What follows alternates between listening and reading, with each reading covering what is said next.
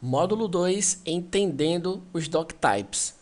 Eu preparei aqui todos os estilos, todos os modelos de doctypes que tem. E eu vou criar aqui um arquivo novo, file new HTML. Observe que o doctype está XHTML 1.0 transitional. Quando a gente cria, deixa eu voltar aqui porque eu criei baseado em um template.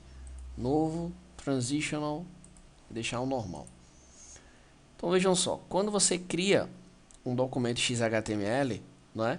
Uma curiosidade, muitas pessoas já me perguntaram se os arquivos XHTML têm a extensão XHTML. Ele continua tendo a extensão HTML normal. Então o que é que a gente tem aqui que já é conhecido?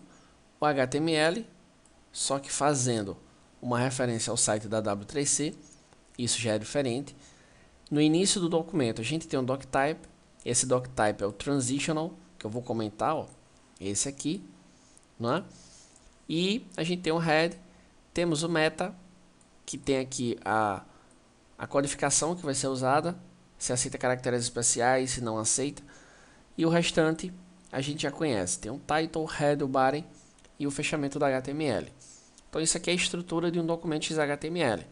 Agora, o que é que o doctype tem a ver quando você cria um documento? Quando você define um doctype, você está dizendo como o browser, como os próprios mecanismos de busca vão processar o teu site. Então, se você define isso aqui, eles vão processar com HTML versão 4.0 e naturalmente os itens que diz respeito às outras versões ou ao XHTML serão naturalmente ignorados, né? Pode ser que dê erro, pode ser que não dê, aí vai depender do que você fez.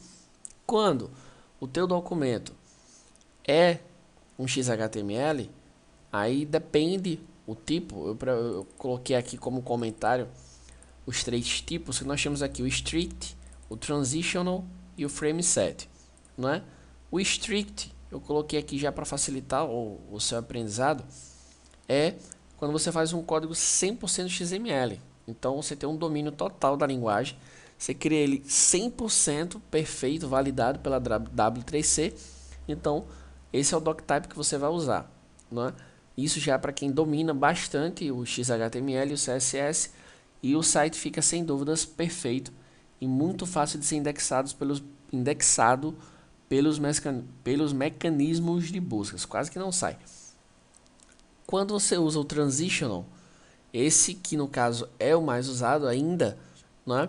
Você ainda está interagindo, ou seja, você tem partes do documento que usa HTML e partes que usa XHTML. Então, quando você define esse doctype aqui, o browser sabe que vai ter que processar os dois, tanto HTML quanto XHTML.